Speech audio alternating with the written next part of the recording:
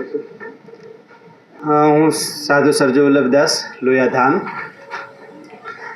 અહીંયા લોયાધામ ખાતે તારીખ 7 ડિસેમ્બરથી 31 ડિસેમ્બર સુધી ખૂબ ભવ્યથી ભવ્ય સાંસ્કૃતિક પ્રદર્શનનું આયોજન કરવામાં આવ્યું છે, જેમાં રાષ્ટ્રીય મૂલ્યો હોય, સામાજિક મૂલ્યો હોય, ધાર્મિક મૂલ્યો હોય, પૌરાણિક મૂલ્યો હોય અને સ્વામિનારાયણ સંપ્રદાયિક એના પણ મૂલ્યો હોય એને ઉજાગર કરતું સુંદર 50 વીઘાની અંદર સાંસ્કૃતિક પ્રદર્શન જનતા માટે ખુલ્લું મૂકવામાં આવ્યું છે, જેમાં અનેક લોકો એનો લાભ લે છે.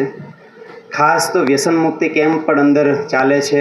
બાળકો વ્યસનનું સમજાવે છે કે વ્યસન કરવાથી કેટલા એના ગેરફાયદાઓ થાય છે, શારીરિક નુકસાન થાય છે, પારિવારિક નુકસાન થાય છે. બધા જ નુકસાનોને બાદ કરતાં જે લોકો આવે છે એ બધા વ્યસન મુક્તિ કરે છે, એનો ખૂબ મોટો ફાયદો થાય છે.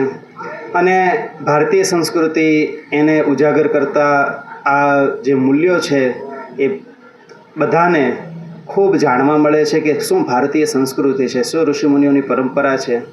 આપણી સાંપ્રદાયિક જે સ્વામિનારાયણ સંપ્રદાયની પ્રણાલી છે એને પણ અનુરૂપ 3 ટેલિફિલ્મ બનાવવામાં આવી છે.